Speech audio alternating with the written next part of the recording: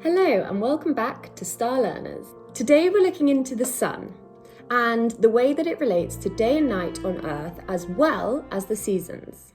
So what you may not know is that the sun is actually a star. There are lots of stars in our galaxy, which is called the Milky Way. The Milky Way is our little corner of the observable universe. And by that we mean everything that we can see out in space.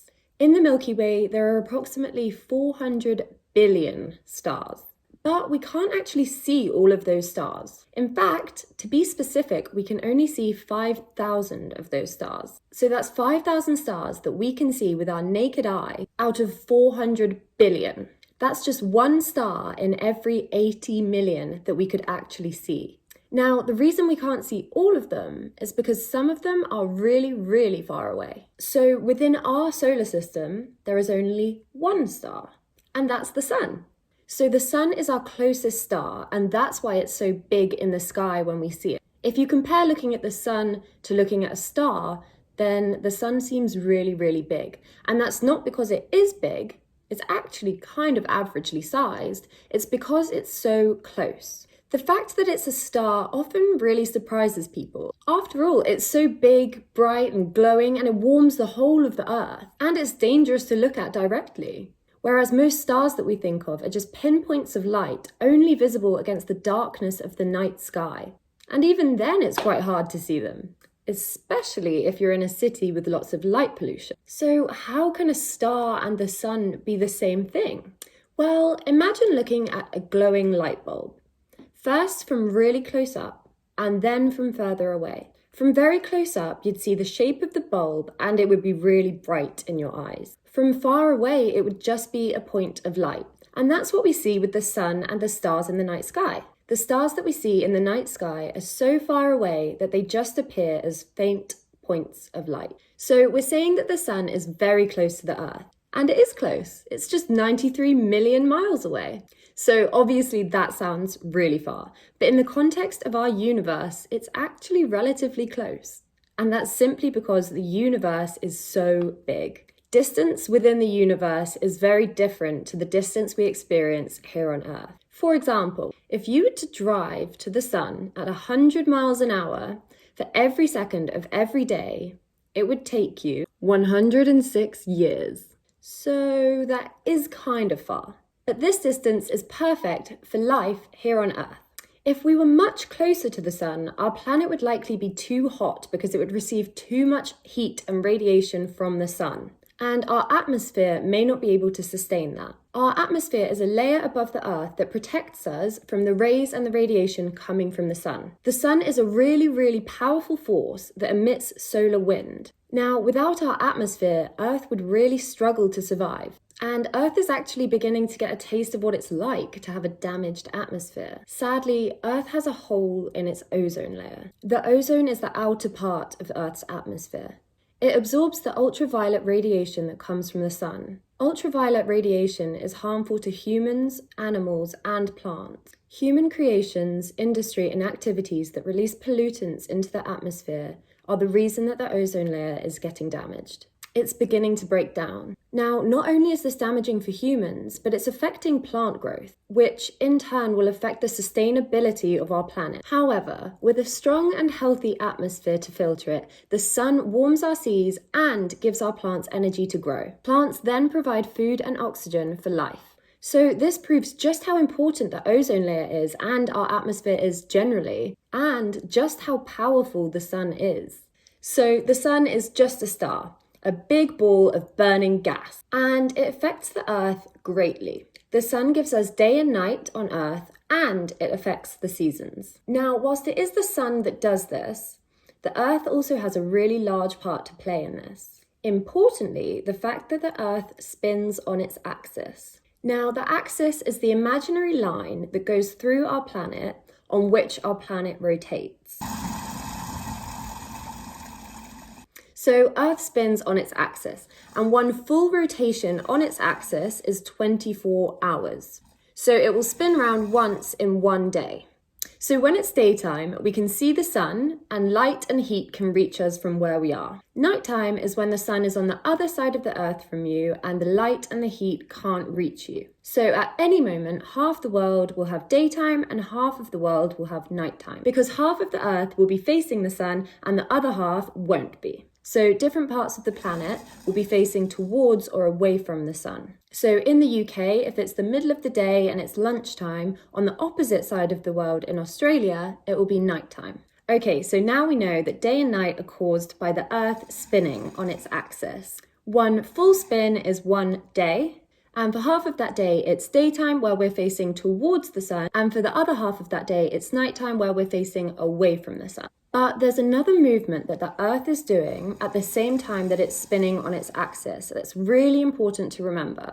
It's also orbiting around the sun. And remember, by orbit, we just mean it moves around the sun. So the Earth is spinning on its axis at the same time as orbiting the sun.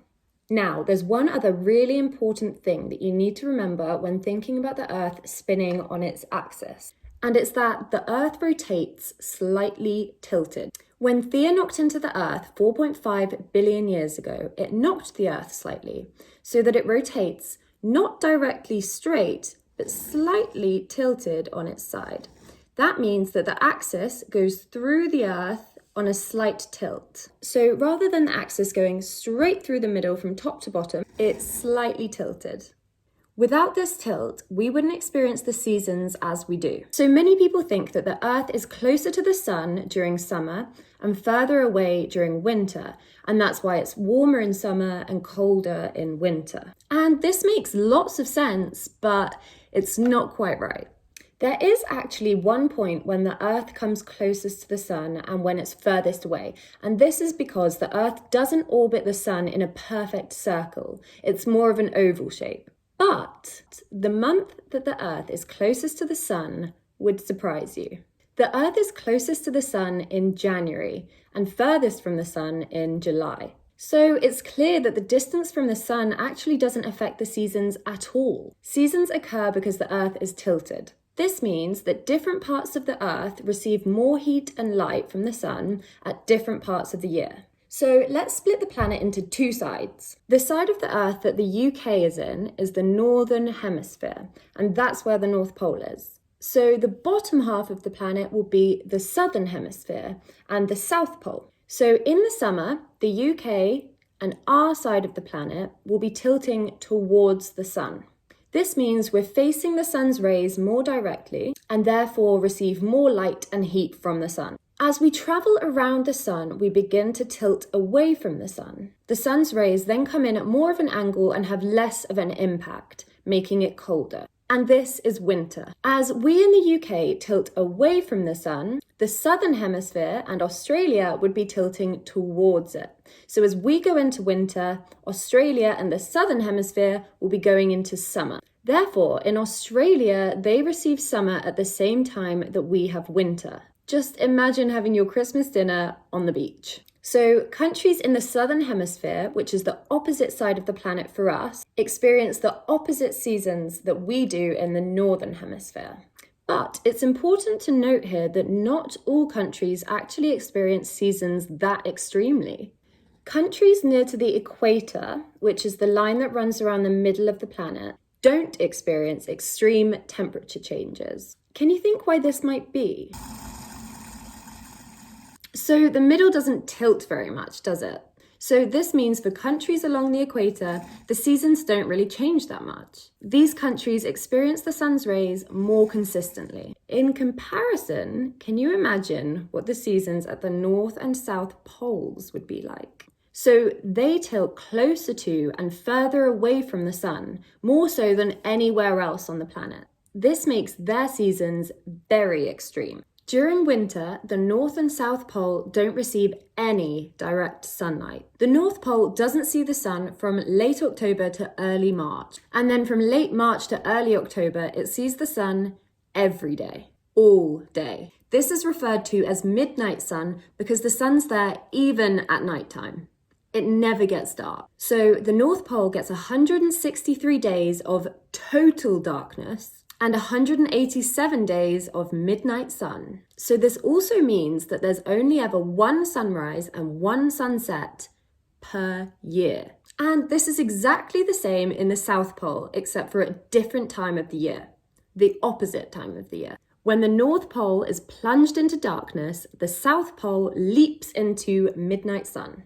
Okay, let's do a quick recap. Our sun is a star. The Earth orbits around the sun at the same time as spinning on its axis. This causes day and night and the seasons. Countries near the equator don't really experience seasons so much, and this is because they don't receive the tilt in the same way that the poles do. Can you remember why the seasons at the poles are far more extreme than anywhere else on Earth?